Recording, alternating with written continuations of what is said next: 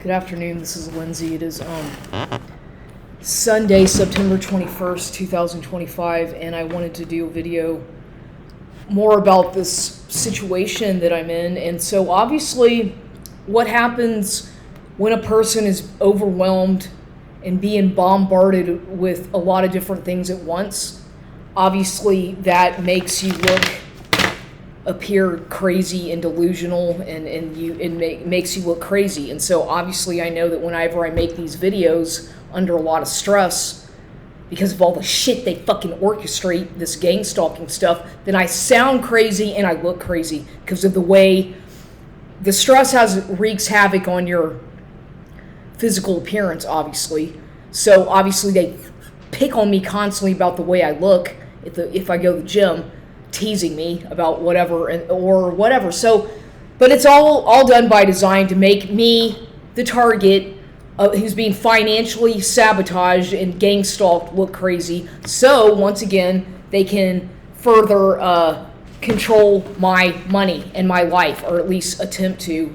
And so then, of course, every time they do this shit, I retaliate and start fighting back and make videos about it. So I'm going to go ahead and play. So I've already made it up. I have decided that this time what has happened with the narcissist, as far as him going to the extent of trying to poison me, and yeah, I say he did it because I really doubt seriously that I know there's people who come into this house when I'm not here because the door's sometimes unlocked. But the way he is trying to get revenge on me, and because I've been exposing who he is and all the shit that he's been up to, I have a feeling that he's the one who's done that. I have a feeling. I don't know who exactly put those seeds, those fucking things in my cup, but I know that was not in there. I know it's not anything from my house. I know it's not something from my backyard. I'm pointing to the backyard back there. So I know that was deliberately done, intentionally. And now that I think about it, I wonder, as many times in the past couple of years that this man, this Luis Valdez, has been in my house, and there have been several times where I've left that cup out on that nightstand, or that he's been in that room alone. I'll come in here on my computer when he's just crashed out, so fucking exhausted. And you never know. I'm just saying I don't know because I don't have eyes in the back of my head. But there's whenever you don't trust somebody, and whenever you know there's something off, when you can't trust them in your own house, and you already know that they're up to something when they're really secretive about their phone, which he is. I've never once. The few times I've asked him if I could look at his phone to see what time it is, he gets all frantic and goes crazy. It makes him really mad. He gets very defensive. So that and when a person who you're involved with or who you've been involved with is always very secretive about where they live. Well, I know where he lives. I know the address, okay, but I've never been inside his house. And quite frankly, I don't even want to. I don't even care anymore. At first, after several months of going out with them, or not really going out, we never really went out on any dates until. But after about 6 months of knowing him, I was like, you know what? This guy, obviously he's hiding something. I already knew that he was hiding something, that he doesn't want me to go to his house, that he's embarrassed by me, or his parents are embarrassed, or he's embarrassed about something, or he's trying to hide something. And that right there should have been, for me, the end point. I should have just ended it right then and there. My mistake in this whole situation is that the red flags were already blazing in my face a long time ago. Within the first couple of months, I'd say first 3 months, I already knew. I already knew within the first 10 minutes that there was something fucked up about this guy, that it was a setup. But I'm just saying I could have easily, my mistake, and this is something that I talked about before, is that I just kept letting it continue. I could have easily put a stop to it whenever he all of a sudden defriended me on Facebook, which I thought was very insulting. It's like he goes out of his way to try to find me again on the fucking Plenty of Fish, and then he's all excited about finding me again, right? And then he finds me on Facebook only to request my friendship, only to block me or defriend me and then block me like about, I don't know, a couple weeks later, because I guess his friends were asking about me or his girlfriend found out or something, I suspect. So whenever somebody does that was very insulting to me. That hurt my feelings. And I know that I'm very sensitive, but that really showed me that this man is a fucking opportunist. He's using me. He's trying to exploit me. He was using Facebook as a tool to get access to people who I know, my contacts, so he could infiltrate my life. This is what narcissistic people do, is they want to control everything. And I have talked about this ad nauseum, and other people can attest to this. What they'll do is they'll weasel their way into your life, your existence. They love bomb you, they flatter you in the beginning, and act like they're so interested and that you're somebody of value to them, and they really have a lot of interest in you. But it's all very fake. You can tell by the way they exaggerate, and it's like they're scripted. Okay, they sound like they've memorized a script. It's not genuine. It's like every conversation is not genuine with them. It becomes, you feel like they've just rehearsed for some fucking script, and you're the one who's trying to like figure out, well, wait a minute, why are you so, like, what are you up to? Who are you? And this is what they do. They do that to make you question your perception and your reality, and that's called gaslighting. They're always trying to get you to doubt your your what you already figured out, basically, because it's common sense. We have intuition for a reason. People who are in high frequency or higher, in tune with their surroundings, such as myself. I'm hypersensitive, and I'm very much aware of what's going on around me. Well, those people usually we're able to, or I'm speaking of myself here, but I know there's other people who can relate to what I'm saying, is that you're more able to detect the bullshit, right? You have like this meter, this radar that automatically goes off whenever you detect somebody who's a fraud, who's lying to you, who's leading you on, who's deceptive, and there's something that you feel. You feel it in your bones. You can feel it running through your. It's like I can feel something, like not just in my mind when I'm talking to them, but I can feel something like a vibration, like all throughout my body, like something tingling in my skin, in my veins, almost like warning me or letting me know. And so I've learned it can be scary, because you're like, well, because I don't get that. I mean, you'll find that you'll talk to other people throughout your life, and you don't get those weird feelings about them because they don't have that kind of negativity. They're more genuine. But whenever you're around people who you know are up to something bad and don't have your best interests, I sincerely believe that God, or whoever's looking out for you, in my case, I believe that God's looking out for me, and maybe some of my deceased relatives and whatnot, or angels, call that crazy. But yeah, there's always somebody who's looking out for you. They're warning you. They're trying to warn you in ways that might not manifest, like, it's more subtle, but it's there nonetheless. And so, as you progress through life with more experiences in the supernatural, in the paranormal, in the spiritual realm, with people dying who you are close to, or people, you start, or just people coming and going out of your life, situations changing, environmental changes, you become extremely cognizant and hypersensitive to these things, and you're very aware, and you notice that other people seem to be just kind of like in a daze. They don't seem to see it. They don't get it, or at least that's how it feels. And so when you're around other people who you kind of already you can speak with them in a nonverbal way, and you already know that there's some kind of a connection, because it's that nonverbal communication where it's almost like a telepathic type thing, where certain people you can kind of have the ability to communicate with, but you feel that there's a connection via non-direct communication, because words are words. Words are cheap, right? I believe that the real way to communicate with people, yes, words, you get your ideas across, you get, yes, I'm not, but, and yes, it's very good to express yourself with words. But also, you don't need words to always express yourself, obviously. You know, obviously, what I'm saying?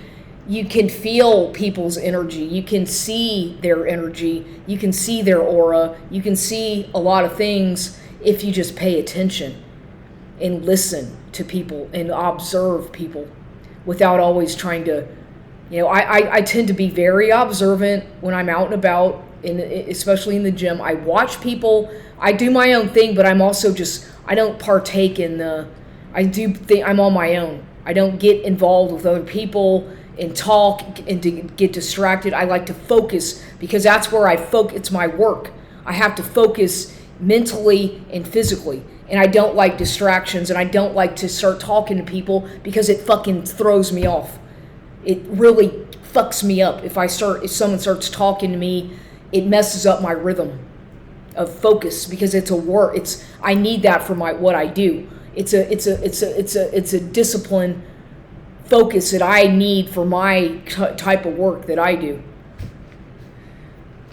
And I'm one of these people who's very reclusive and a loner, and I like that. And I don't plan on ever changing. I like who I am as far as the way I live my life, my experiences, my ability to discern, and the fact that I'm always learning from my mistakes and building myself up, trying to build myself up each day a little bit more and more, trying the best I can with little goals here and there. That's the only way I can do this. Things don't happen overnight. I'm a very patient person, being that I'm a Capricorn, but I also lose my patience quickly when people start, because if you want to get into astrology here, like I could go into this whole topic, but I believe, in astrology, I believe that you are more compatible, if I'm talking here about Western astrology, as opposed to sidereal, or Western astrology, in other words, talks about the planets, the planetary movements. The other sidereal astrology is based on something different, but it's not. But now I'm just talking about good old-fashioned Western astrology, and I'm a Capricorn according to that. But then again, I don't know. I might not be a Capricorn, because there's a mystery behind that, my birth and my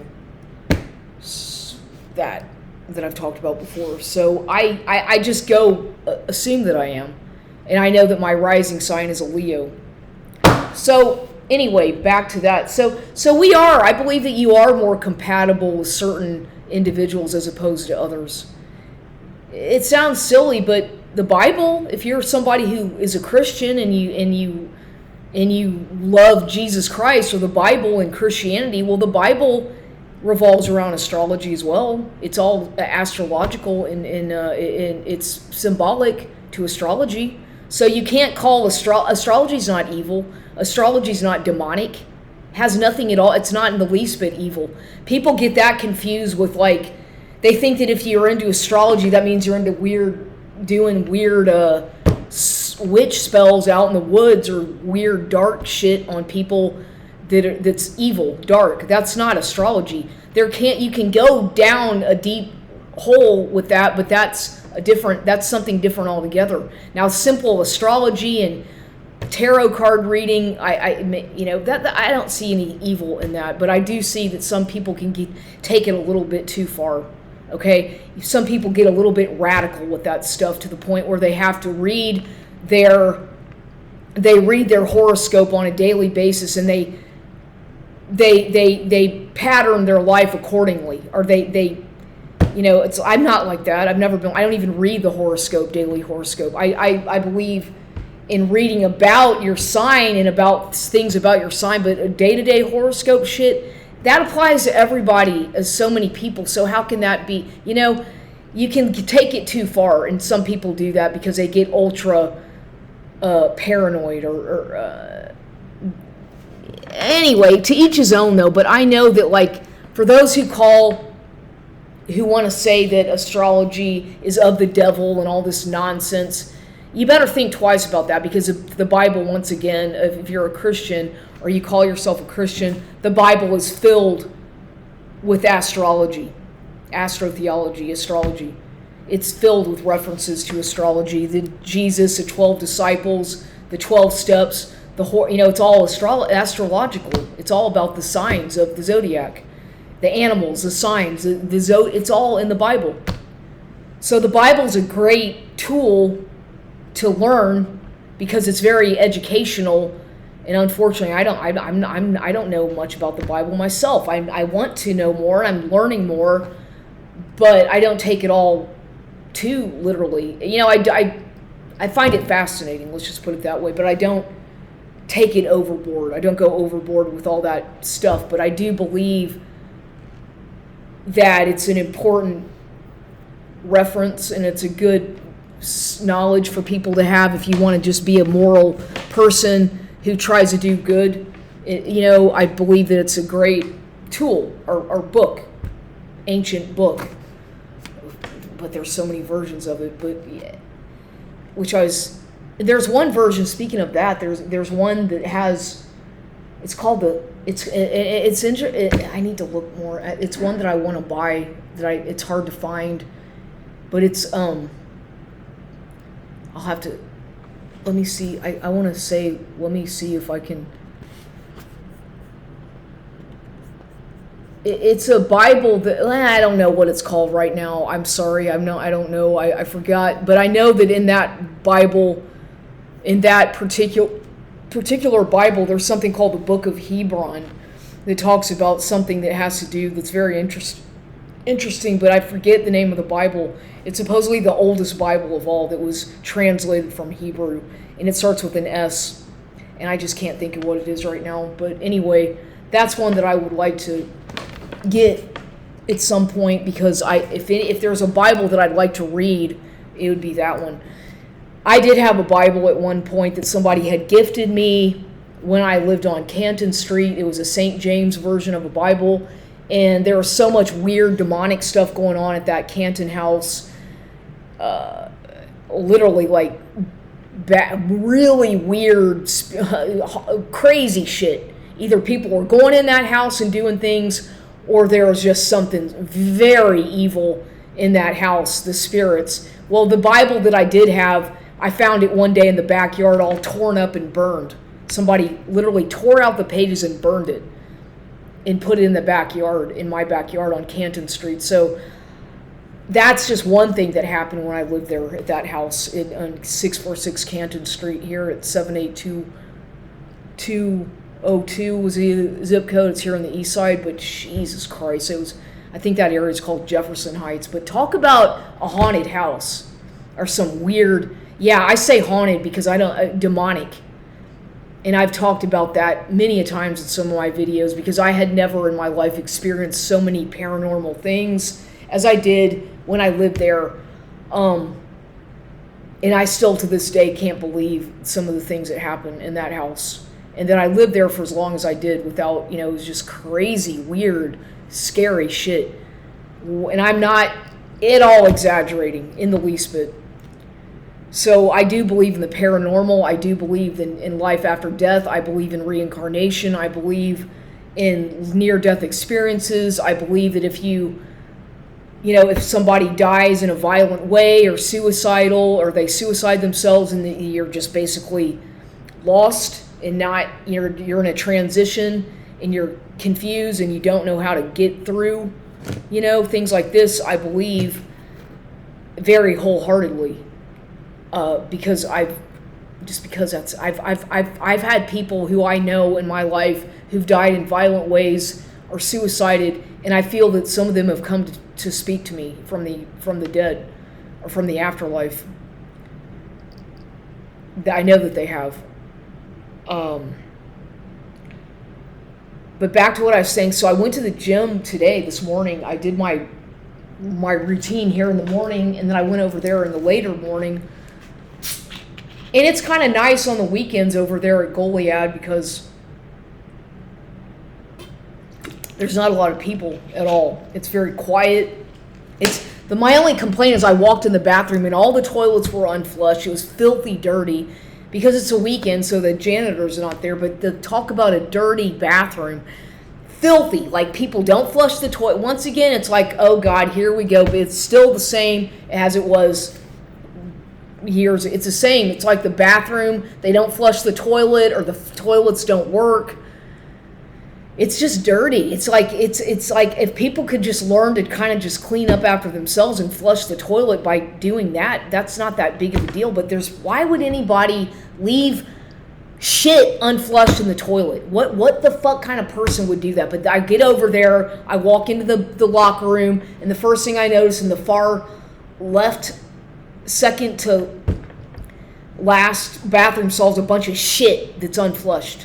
And then the other bathroom at the end is all filled with fucking toilet paper that they didn't flush. It's like, just flush the toilet. The toilets don't work very well though anyway. There's just a lot of there's so many things that are wrong with that place. Like, it's very hot. The air conditioning is never on very much. The machines, most of them don't work very well. They're dirty. Like, nobody really wipes down the machines, as I've talked about before. It's like, it's just very... These Gold's Gyms, and now somebody told me, I was talking to a friend of mine yesterday who also goes to Gold's Gym, who I've known for a while. He was telling me that they're going to try to raise the membership to $65 a month. What? No. There's no way that, come on, because as it is, $30 is enough to pay for a gym membership. And most of the people who go to Gold's Gym, they have something called Active Fit and Direct, or they're on Medicaid or Medicare. They don't even have to pay for their gym membership.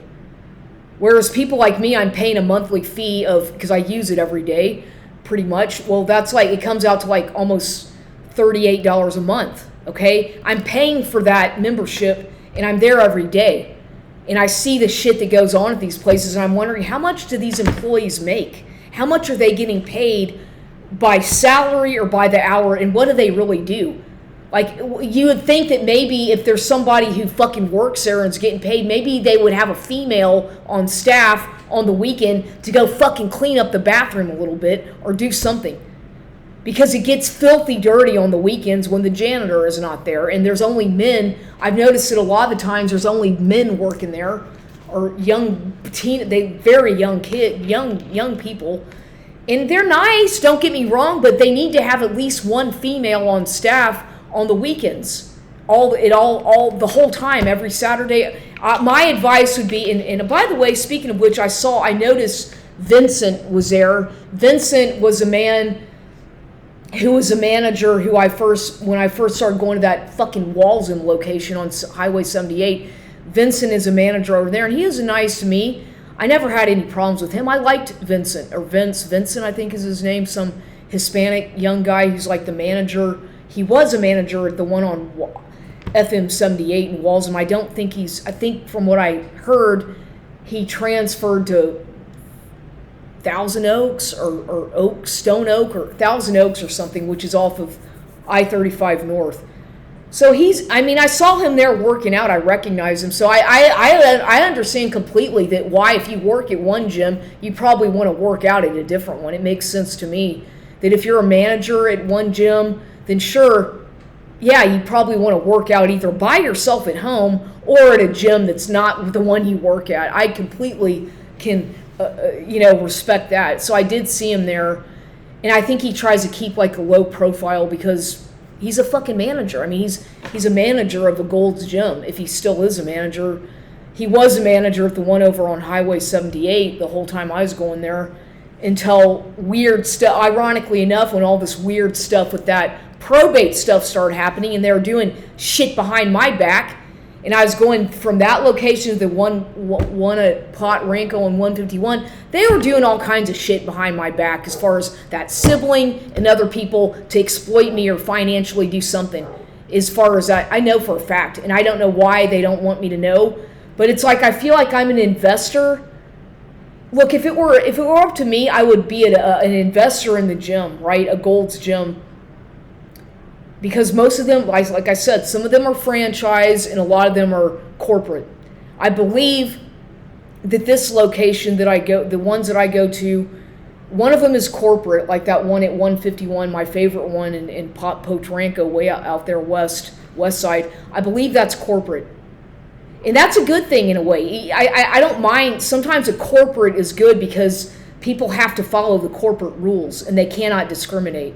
Okay? It's better, you're safer in a corporate environment when it comes to equal rights and civil rights and human rights, which, well, because a lot of these other franchises are going to abuse their, they will discriminate much more than a corporate environment for sure.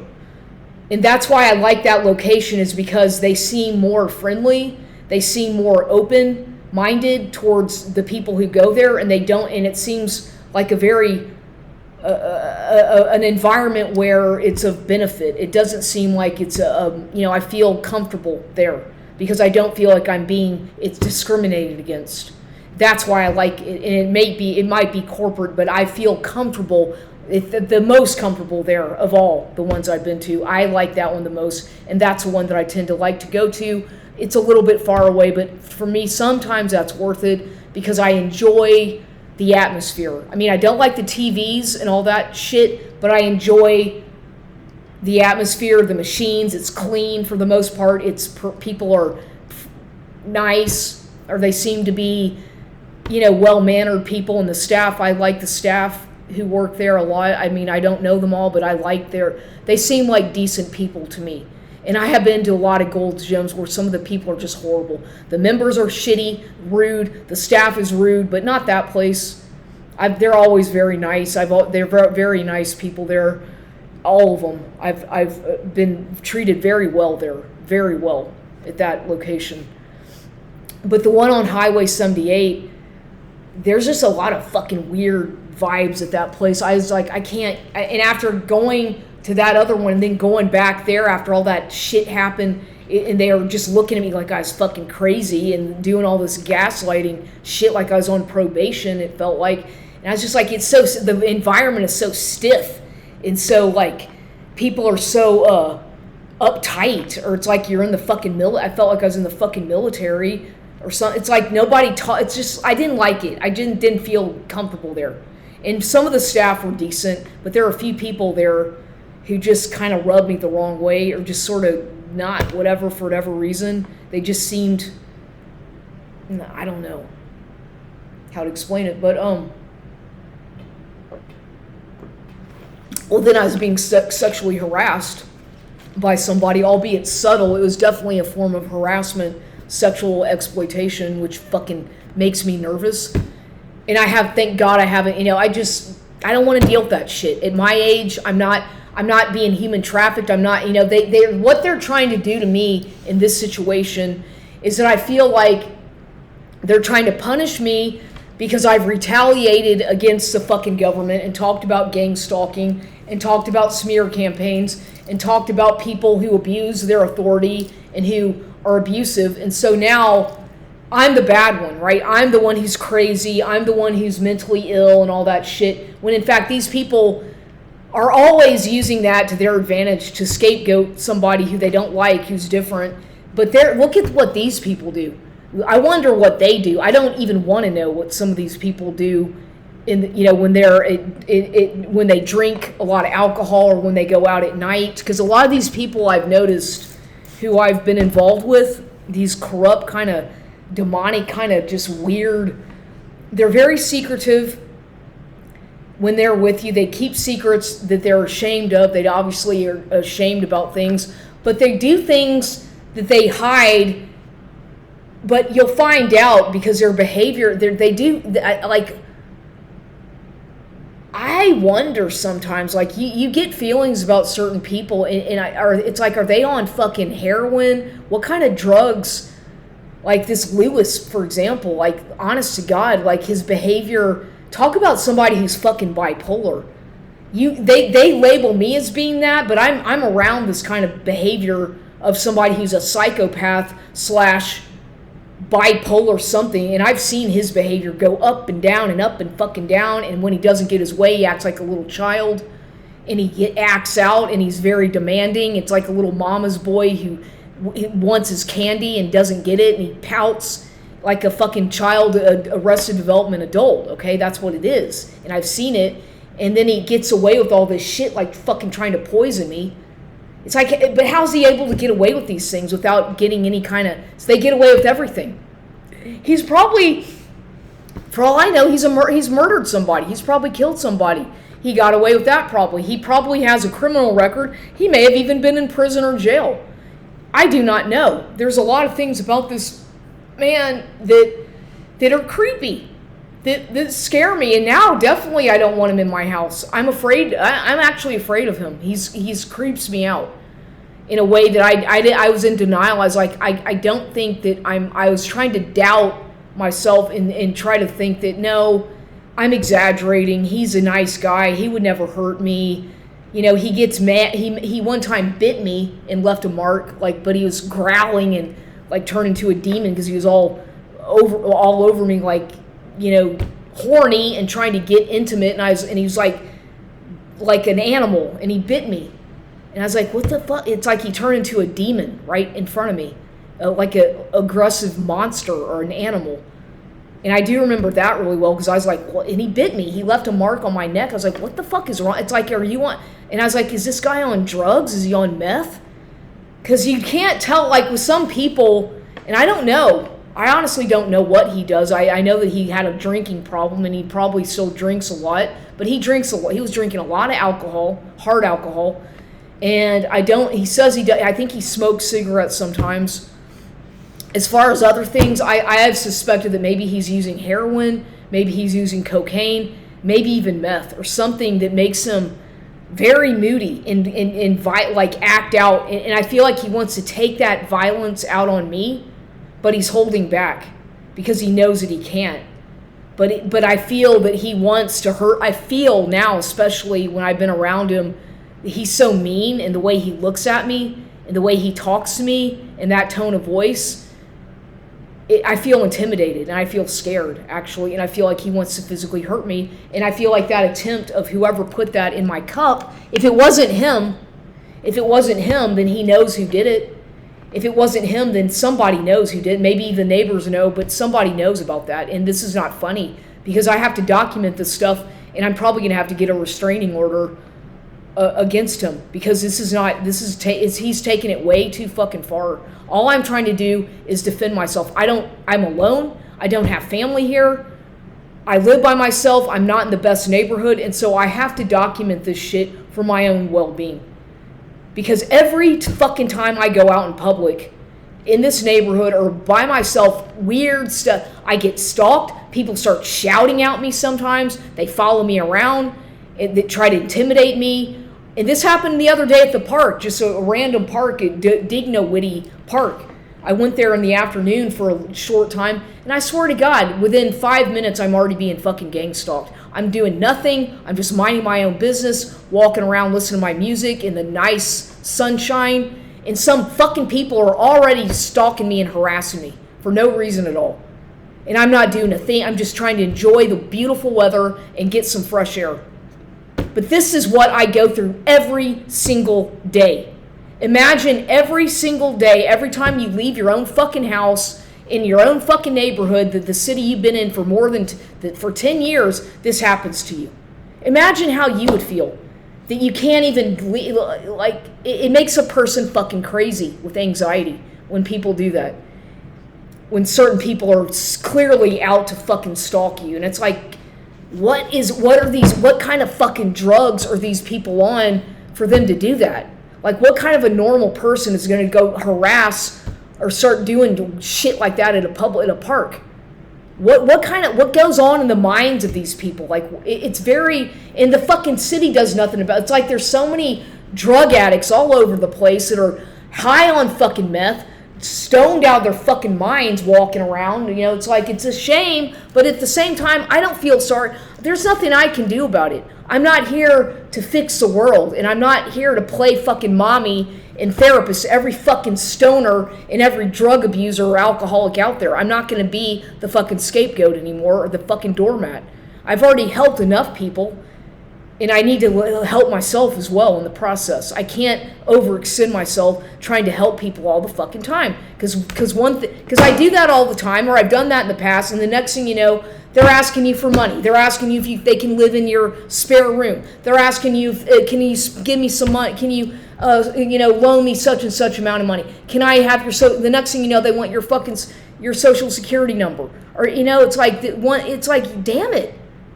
That's what people do to me, and I've been way too trusting towards the wrong kinds of people in my past, throughout my life, especially here in San Antonio, because I wanted to help. At first, I was like, I'm not a bad person. I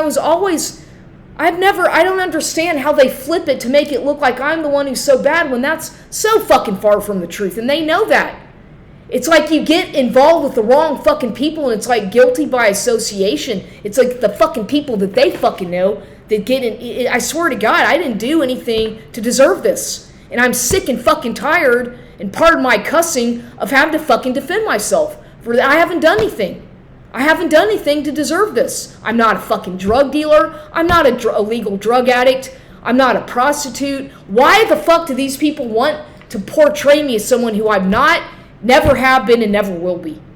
It's insulting, it's degrading, it's humiliating. I can't just live a normal life, especially here in I would give anything almost to get out of here and start my life over in a new city. Just take my shit, the things that I care about, and get out of here. Sell this fucking house, but since it's not in my name, I'm like in a trap. I don't have the money to just up and move like most people can do and just, I've got a job lined up. I can go to Florida. I can go to South Carolina. I would go to even Missouri if I could. Hell, Peaches' relatives, my dead grandmother, Peaches Violet Hill Schaller was her maiden name, has a whole fucking family. I don't know they have a whole lumber company throughout all over Missouri, called Schaller Lumber Company. That's my grandmother's grandparents started that company. Her parents or her grandparents started that whole company. So I do have connections on my dad's side, but I don't know them. I don't know them very well, but I do. Just like I have a relative in Georgia, Athens, Georgia, named David Foster Baldwin, who's my dad's cousin and my uncle's cousin. Or my dad, my uncle, whoever the fuck is my dad. But David Baldwin, who was a very, I do, but I don't know him very well. So I can't just say, hey, David, this is your and I've met him a few times back in the day when I was a teenager or in my 20s. I met him, and he's a nice man. He lived in Houston for a while and worked in Galveston on the Alyssa ship. He's a very interesting man, very scholarly and very smart man. But I can't just call him. I have called him when Alan died. I called him to let him know. But he's got a little bit of dementia. I think he's like 80-something years old, or at least 80 years old, or close to 80 years old. I can't just bother these people who I hardly know. Just because he's a relative or a distant, a relative of maybe distant relative, doesn't mean I can just like take advantage or that makes me look bad or makes me feel bad. But I wish I knew him better. I wish I was closer to some people who at least I could call family, but I don't. And they're in Athens, Georgia. He and his wife, Sarah Baldwin. And I don't think he has any kids. Maybe she has kids, but David apparently doesn't have any kids. But David is one who my mother, I think she had an affair with him. Because he admitted it when I one time talked to him on the fucking phone. He slipped a slip of the tongue and he said something about in the back seat of his car, something happened with he and Kenny, my mother. When she was married to my supposed father, Ben Baldwin, that back in the first street they lived on was called Rydell in Memorial. It was right down the street from Peaches and Pops, who lived in Bunker Hill, and they lived on Broken Bow. And then Kenny and Ben, when they first got married or whatever back in the 60s and they lived on Rydell Street, and I believe that's the house that I was not born yet. who the fuck is my mother, though? And then the shit about Maria. And then they lived on Saybrook, at the very end of the street in Memorial on Saybrook, at this cul-de-sac. At the very end of the street, Saybrook, they lived in there. And that's a house that I have a lot of memories of, with Maria and Lupe, the maid, and shit going on. And I used to think that the maid was my mother. I thought she was I really thought she was my mother. Honest to God, I didn't know. My mother was never fucking around. She never gave a shit about me, never paid attention to me. I was out running the fucking backyard all the time, getting lost in the woods with my friend Burgess. I'd get lost. We'd go on these hikes, these trail walks over there in Memorial, and say at the end of the street, there's a bayou. We would go get lost for hours and hours and go collect newspapers and get lost and get picked up by the police because we'd be out for hours and get lost in the woods, picking up newspapers and shit, playing in the woods as children. So I was always out playing in the fucking woods and doing stuff by myself, talking to imaginary friends as a child, because it was like living in the forest in that house. We had a big, huge forest of a backyard. So I have all these memories of that stuff, and I used to see apparitions. I used to see weird stuff in the backyard that I whatever.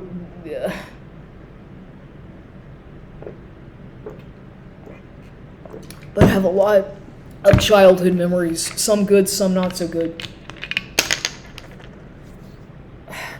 Fuck. But anyway, so that happened at the gym today. I don't mean to rant. I'm sorry I'm going off topic, but these things pop up in my mind, and I want to talk about certain things before I forget. But